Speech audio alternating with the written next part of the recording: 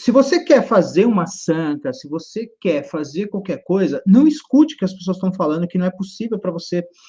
Há muitos anos atrás, eu comecei com esse projeto do Qual o Segredo do Gesso, porque eu era uma pessoa que eu estava para casar, eu tinha dívidas para fazer, coisas para pagar, e eu precisava contratar um serviço de gesseiro, e eu não tinha nenhum gesseiro à vista, a não ser um amigo meu que trabalhava com decoração, mexia com tudo, e ele foi lá fazer um orçamento na minha casa lá. E esse orçamento, ele por mais barato que fosse, na época foi R$ 1.800, então não era barato para você fazer esse orçamento, para você fazer isso que eu queria fazer na minha casa, até porque a casa era grande, tinha muitas coisas para fazer. E eu não pude fazer, porque eu teria que abrir mão ou da viagem de casamento, ou da festa, ou enfim, de qualquer outra coisa para fazer isso, porque R$ 1.800 na época para mim era pesado. Hoje seria bem mais, hoje seriam uns 4.000, 5.000 para fazer a mesma coisa na minha casa. O que que acontece? Eu comecei a procurar algum lugar que me ensinasse a trabalhar com gesso. Então eu fui da primeira turma do Senai de drywall da Knauf. E aí eu fui lá estudar e chegou lá, era um standard com era só para ensinar você a fazer parede de drywall e teto de drywall. E eu queria aprender a fazer sanca. E aí o professor foi muito gente boa, ele pegou, me deu a oportunidade de pegar e treinar. Eu falei, professor, eu quero aprender a fazer uma sanca para fazer na minha casa, que eu não tenho dinheiro agora para pagar, então eu queria fazer. Muito bem. Ele pegou, me deu a oportunidade, eu fiz lá, né? Ele me deu algumas dicas e outras coisas eu usei da minha criatividade. E aí eu fui lá e fiz. Na segunda turma, o pessoal viu aquela sanca que eu fiz lá. Inclusive o supervisor que estava distribuindo material para aquela escola. E ele falou, poxa, que interessante, esse menino é esforçado e tal. A segunda turma viu, e um dos que estavam lá, ele era um gesseiro que ele estava iniciando, que ele tinha trabalhado como ajudante e tal. E através do meu professor, ele me ajudou a ir até esse estudante, e esse estudante me ajudou na seguinte forma, eu falei assim, cara, eu quero trabalhar para você de graça, para eu poder aprender algumas coisas. E ele pegou e falou assim, tudo bem, vem. E ele tinha pegado uma obra que era gesso liso e alguma coisa de decoração, e eu fui lá. Eu saía do meu serviço, ia lá todo dia, lá, o dia que eu estava de folga, eu ia lá para ajudar ele. Fiquei 2 meses fazendo algumas coisas com ele, mas ele não ensinou, não é porque ele não quis, mas ele não conseguia transmitir tudo que ele queria, porque o processo era muito lento, precisava de mais tempo, tal, enfim. E aí, o que acontece? Eu falei assim, não dá para esperar. Eu peguei e comecei a arriscar e trabalhar na raça, e, meti as caras, fui fazendo, e aí eu fiz na minha casa, não ficou 100%, depois eu comecei a pegar algumas obras, e eu usava uma técnica que eu vou explicar para você lá na frente desse vídeo, e eu comecei a me colocar à prova, né? Eu comecei a me colocar à prova, comecei a falar assim, não, peraí, eu preciso aprender. E aí foi quando eu comecei a pegar algumas obras que eram pagas, e assim, eu cobrava barato porque eu queria aprender. Então, sempre vendia uma situação para a pessoa diferente, eu nunca fazia a mesma obra. Nunca fazia a mesma obra. Eu queria aprender todos os aspectos que o gesso podia me proporcionar, né, de todo tipo de decoração. Tudo que eu via pela frente que era diferente, eu queria modificar e fazer melhor, de forma que eu pudesse aprender. Eu queria apanhar mesmo, eu queria saber mesmo que era diferente. Já tinha feito a obra na minha casa, já tinha apanhado, então já estava fazendo algumas obras, já estava ganhando um pouco de dinheiro, mas eu estava fazendo sempre uma coisa diferente. Então, é essa experiência de quem apanhou demais, de quem estava do outro lado, que não sabia o que fazer, de que não tinha experiência nenhuma, a prova viva de que não tinha experiência nenhuma e conseguiu virar um profissional no gesso, é essa experiência que eu quero mostrar para você. E é por causa disso que agora eu quero ensinar para você o passo a passo de você fazer uma decoração em gesso na sua casa ou no seu apartamento, onde que for. Eu vou te mostrar os passos que, se você errar ali, você vai acabar com a sua obra.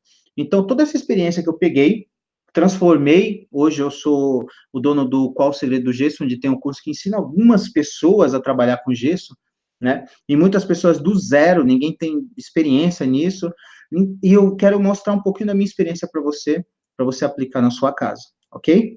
Então, vamos lá. Eu vou começar com os slides aqui. No final, eu tenho duas perguntas que vai ser polêmica aqui, que eu vou responder, porque eu preciso responder isso, é uma coisa que...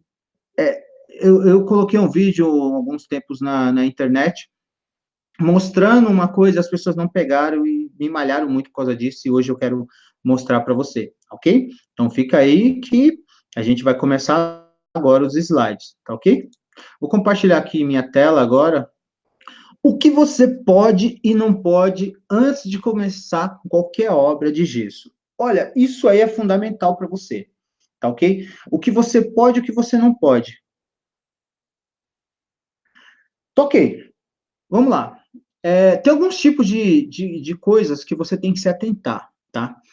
Por exemplo, você não pode começar uma obra com infiltração no seu teto ou na sua parede. Três aspectos: a infiltração, a sua parede, o acabamento que tem na sua parede, você não pode fazer um serviço se você não estiver atento a isso, e o quebra-quebra, tá? Então, vamos falar das infiltrações. Isso aqui é muito básico você parar para raciocinar e falar assim, pô, mas peraí, Ulisses, tá certo, eu vou fazer uma sanca com infiltração? Claro que não. A questão que a gente vive alguns intempéries no Brasil, que assim, a gente fica anos ou meses e muito tempo sem ter uma chuva, né? Às vezes só calor. Então, como que você pode saber que tem uma infiltração na sua casa? Aí que está a questão. Aí você contrata um gesseiro, ou você mesmo vai fazer, e eu vou te ensinar aqui, e você não sabe que tem infiltração na sua casa. Então, o que que você faz? Você, primeiro de tudo, você vai lá, pega um jato de água, você uma mangueira ou alguma coisa, joga na sua telha. Você faz muito tempo que não faz só na sua casa, joga lá no seu telhado para ver se vai ter infiltração, ok? Deixa 2 dias lá e vamos ver no que vai dar. Se tiver infiltração, você tem que tratar essa infiltração. E eu vou trazer dois tipos de infiltração dois tipos de tratamento que você pode usar para você sanar esse problema da infiltração. Okay? O primeiro é a manta líquida, que ela veio para substituir a manta asfáltica, que ela é mais cara. Você precisa de uma equipe, você sozinho você não consegue fazer, então você precisa de uma equipe para fazer uma manta asfáltica.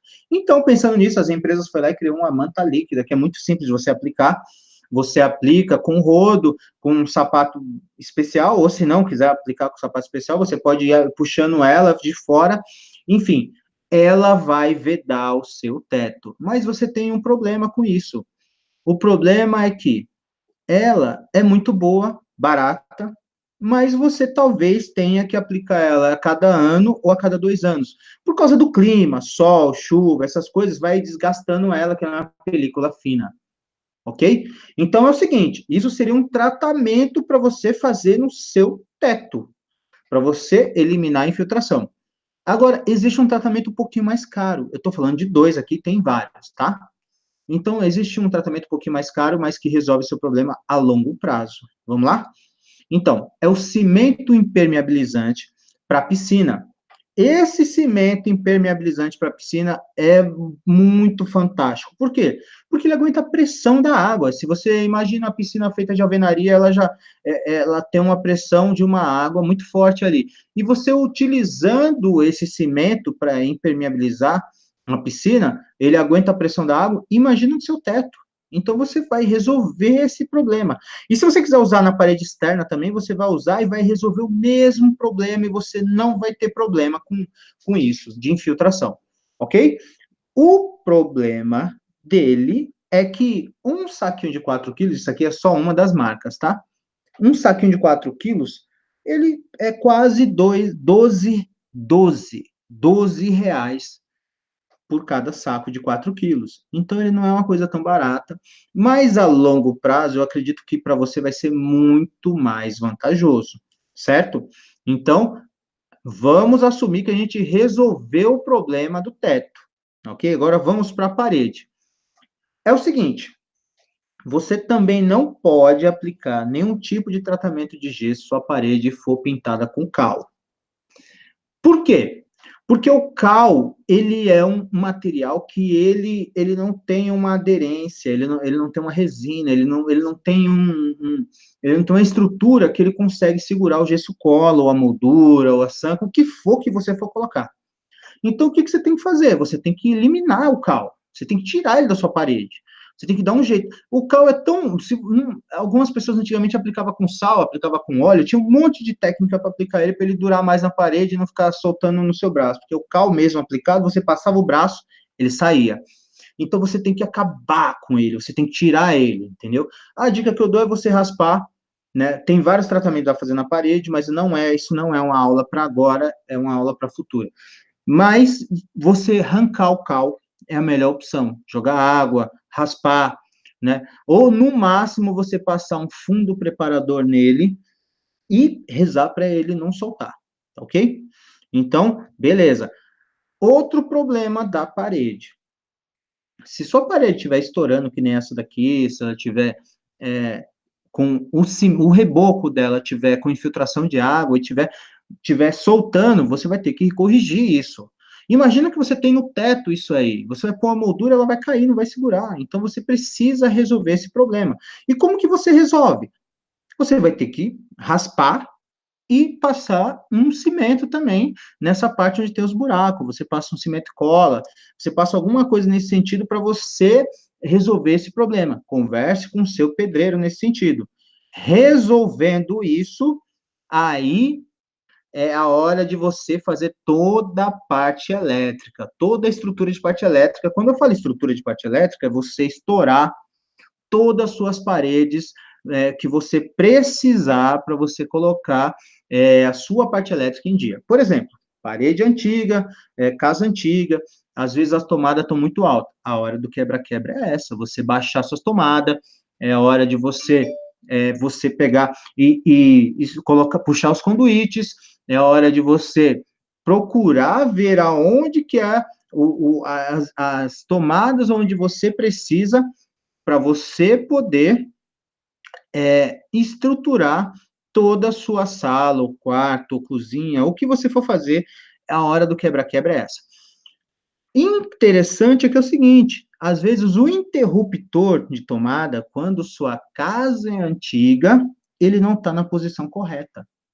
E aonde ele deve ficar quando é correto, né? Eu vou explicar. Exatamente aí na direita. Tá vendo a foto aí, eu colocando a mão do meu lado esquerdo, tá ok?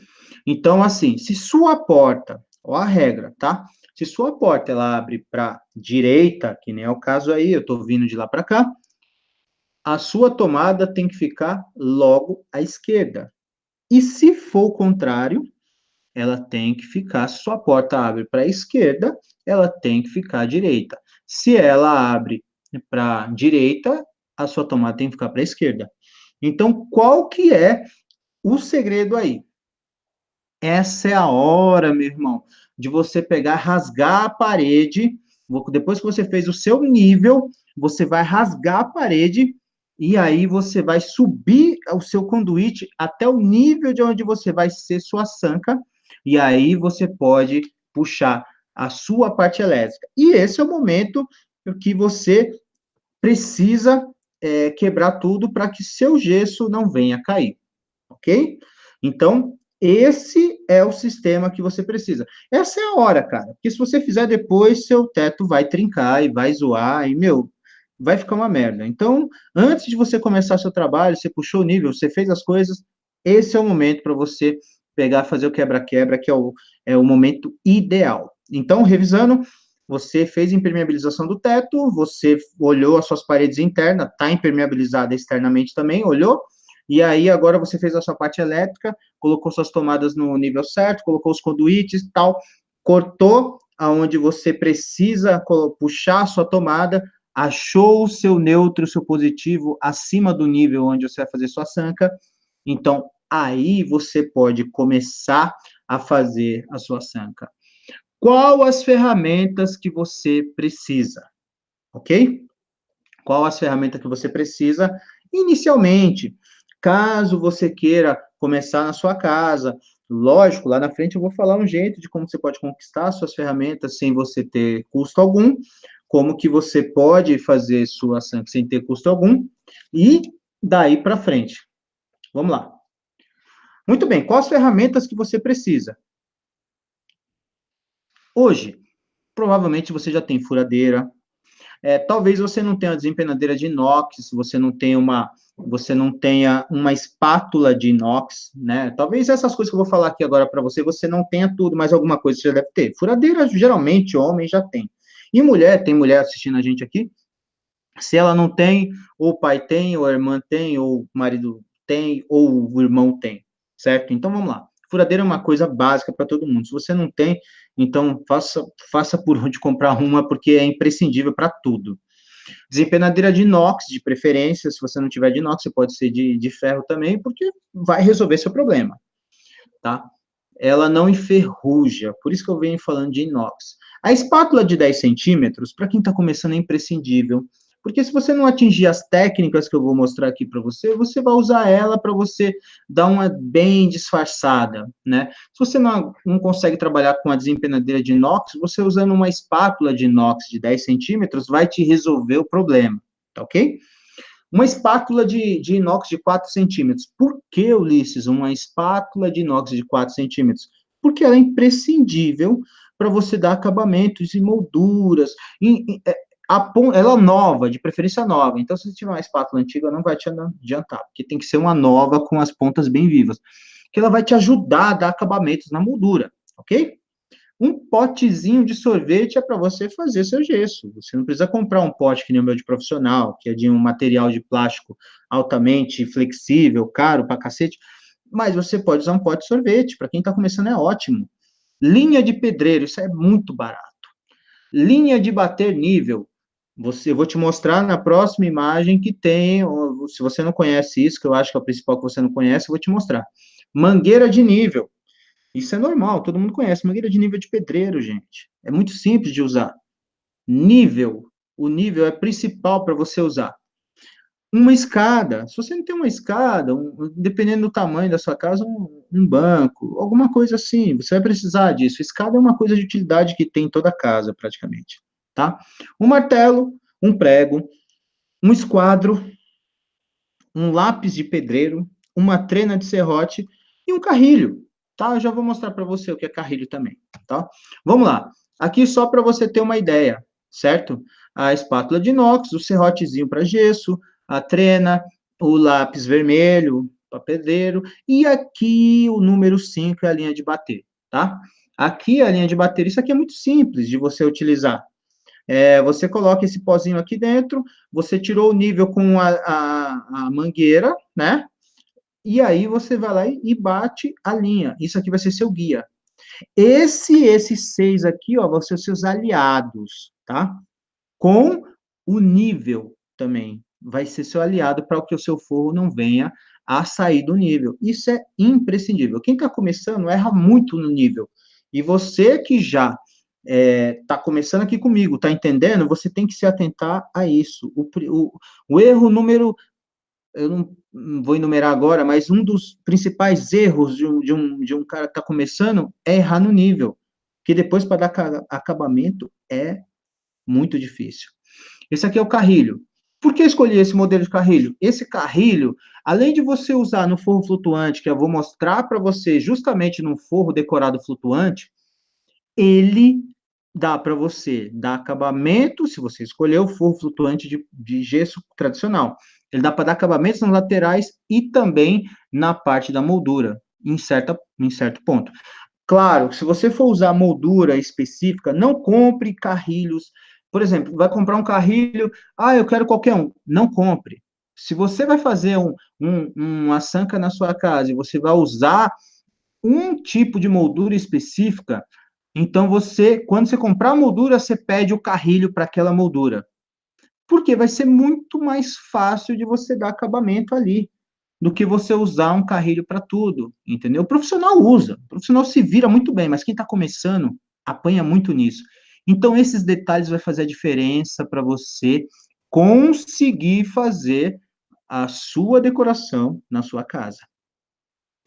Bom, vamos lá. Esse é um ponto aqui bem decisivo, né? Como você replicar uma sanca decorada ou forro, qualquer coisa, qualquer trabalho decorado diferente do que você nunca viu na vida e colocar na prática na sua casa. Ou seja, vamos traduzir essa mensagem aqui.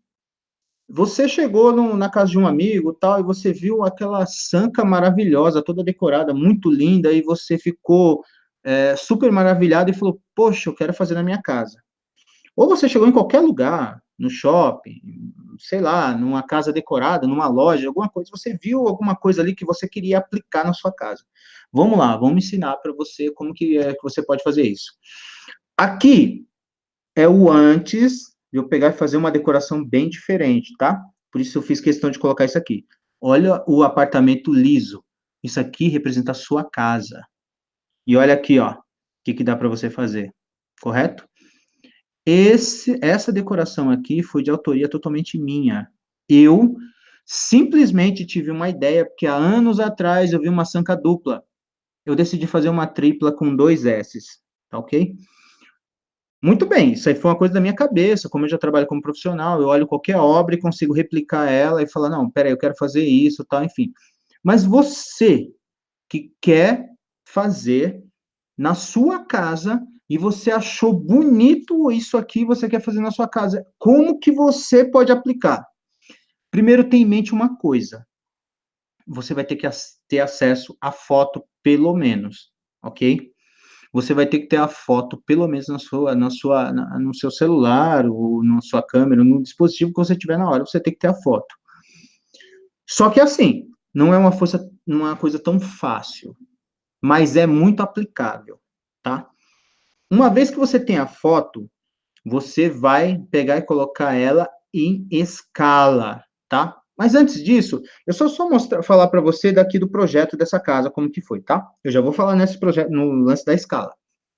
Aqui foi o seguinte, aqui, esse cliente que a gente foi fazer lá na casa dele, ele deu a oportunidade, porque a gente fechou um contrato com ele da seguinte forma: a gente vai gravar um curso totalmente do zero, fazer do passo a passo, tal, tal, então a gente não vai poder fazer uma sanca normal, ficar 4, 5, 6 dias na sua casa, a gente vai ter que ficar mais alguns dias, porque tem a filmagem, tem todo o cronograma da filmagem que a gente tem que pegar e colocar no papel, e ir trabalhando com isso. Então, assim, uma coisa que a gente poderia fazer em uma semana, às vezes demora 2 meses, um mês, só por causa da filmagem, para você ter uma ideia. Então, ele passou a planta para mim, eu estudei a planta dele, eu fiz um cronograma do que a gente queria fazer para essa filmagem, esse módulo desse curso que a gente ia colocar no nosso curso lá, e aí eu peguei. Isso aqui eu só escrevi para você, tá? Para você que está assistindo aqui agora. Então, eu coloquei no papel, na época, eu coloquei uma escala só para explicar para você sobre essa aula, tá? Então, é o seguinte, esse aqui não é o papel original que a gente escreveu, porque o papel original, ele tinha a escala correta, ele tinha a numeração correta, mas como que eu faço para chegar a isso aqui? Isso aqui seria a sala dele. Eu coloquei numa escala aqui na sala dele. Não parece, porque assim na foto muda um pouco. Então, é um outro ângulo, né, daqui da foto.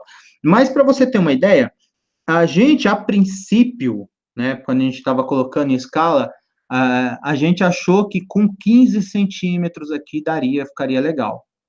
Depois eu fiz um outro projeto e coloquei isso aqui com 20. Então, isso aqui ficou com 20, não ficou com 15. Para você ver como é importante você pegar e colocar na escala. Então, assim, você tem em mente, tem a foto e você vai colocar no papel em escala. Você vai colocar em escala para você ver o que é possível fazer ou não possível fazer. Quando eu coloquei em escala, que a gente viu que aqui podia ser maior, eu falei, mano, dá para a gente colocar dois S aqui. Vamos colocar um S de um lado e um S do outro. Aí, meu, show de bola. A gente ficou super animado e falou, da hora. Então, beleza, certo? Então, ficou até aí. Como a gente colocar na escala? Seguinte, você pega qualquer régua, você vai fazer um desenho de uma sala 3x4, tá? Você pega uma régua, a régua tem 20, 30 centímetros, 15 centímetros, que seja. Pegue 1 centímetro e transforme por 100. Tá, o que vai ser o 100? O 100 vai ser 1 metro. Os 15 centímetros vai ser, desculpa, 1 centímetro vai ser cada 1 metro seu. Então é o seguinte, tá, você tem 1 centímetro aqui, você está transformando em 100, beleza. Ah, Ulisses, mas vai ficar pequena a escala, não vou conseguir entender como é que eu vou colocar. Tudo bem, então você coloca como 2 centímetros, 1 metro, certo? E aí, então, o que que acontece? Se sua sala tem 4, então, se você vai ter 2 centímetros aqui, o que que você vai fazer? Sua sala tem 4, 2 vezes 4, 8, entendeu? Então, você vai ter na escala, a cada 2 centímetros, 1 metro. Então, você vai calcular lá, 4 metros, você vai colocar 8 centímetros na sua régua. Se for 8,5, se for 4,5, certo? Então, você vai calcular. Bom, é 2, então meio seria aqui, vai ser aqui, certo? E assim por diante, pode fazer até vezes 3. Colocou em escala no papel, você colocou na escala no papel, você vai ter ideia do que dá para ser feito na sua sala. Pega essa lição aqui de colocar na escala, que isso aqui vai ser meio caminho andado para você fazer qualquer decoração na sua casa, entendeu? Pegou, olhou a santa que você quer fazer, ficou bonita, você vai colocar em escala, que aí você vai ter uma noção de como que vai ficar, ok? Uma vez que você colocou em escala, você vem aqui e você coloca ela no seu teto. Por isso que você não pode se perder na escala. Pensa da seguinte forma, você não pode se perder na escala, certo? Então, você vai fazer seu projeto, você vai colocar o número lá de qual que é a proporção, 100 por 3, 100 por 2, 100 por 1, para você não se perder na numeração da escala. Uma vez que você tem lá, quando você aplicar ela aqui no teto, você não vai errar mais, certo? Uma coisa que você tem que se atentar é o seguinte, quando você colocar na escala, que nem aqui, a gente sabia que fazer com 22, mas eu precisava de um recuo, certo? Que 24, na realidade a gente ia fazer com 24. A gente precisava de um recuo de 4 centímetros para aparecer 20 centímetros em cada lâmina da sanca, de cada degrau da sanca, da 20 centímetros. Então, eu coloquei as riscas para elas ficar com 18 ou 17. Para quando eu batesse a finca pino aqui, tivesse espaço para entrar outra placa. Então, eu batia os pinos e os arames nesse risco aqui. Percebeu? Eu batia eles nesse risco. Era uma forma de eu não me perder. Isso a gente pensou nesse curso aqui justamente para você não se perder na hora de você fazer uma sanca assim, ok? Uma ressalva que eu vou fazer aqui, ó. Tá vendo isso aqui, ó? Isso aqui é uma moldura dilatada, tá? Ah, desculpa. Isso aqui é uma moldura dilatada. Essa moldura dilatada aqui, eu coloquei ela com gesso cola e depois eu tinha picotado aqui em cima e já tinha batido o nível aqui, onde eu queria o meu forro. Tinha calculado qual que era a metragem dos 3 degraus. E aí, depois, eu vim aqui travando com gesso e estopa de sisal, certo? Então, isso aqui foi fundamental para a estrutura do forro decorado, ok? Se você não faz esse tipo de preparação, você pode correr o risco de lá na frente cair, entendeu? De cair o seu forro. Então, se prepare com isso. Muito bem. Aqui é a parte onde eu falo para você onde fica onde fica a ilha, que ela tem que ficar no centro da mesa. Eu vou explicar mais ou menos mais na frente, tá? Beleza? Muito bem. A ilha tem que ficar no centro da mesa, afastada da parede. Bom, vamos lá então entrar nesse aspecto, ok? Imagina o seguinte, toda mesa de apartamento, quando ela está fazendo as suas refeições, ela fica... quando não está fazendo suas refeições, ela fica encostada a sua mesa no canto da parede. Vamos lá, eu vou traduzir isso para você. Se você está fazendo sua refeição, você afasta no apartamento, tá? Você afasta a sua mesa do canto da parede. No momento que você não está fazendo suas refeições no canto da mesa, você está... no momento que você não está fazendo, você encosta a sua mesa lá. Você encosta a sua mesa no canto da mesa, da parede, então o seu forro flutuante, ou a sua ilha, ela, se você fizer ela conforme a sua mesa fica encostada na parede, ou então se você dividir o espaço, aonde é ali, ela não vai ficar harmônica com a sua sanca. E por que eu sei disso? Porque a gente estava conversando com o cliente, que a gente foi resolver uma coisa sobre o cliente, e ele mostrou uma coisa bem interessante. Quando você chama suas visitas, que você quer fazer sua janta, você quer fazer uma janta para os amigos e tal, e você vai sentar nessa mesa, quando você mandou fazer a decoração antes de você pensar nisso, você vai puxar sua mesa mais para o centro, vai sentar suas visitas e a iluminação vai ficar fora da mesa.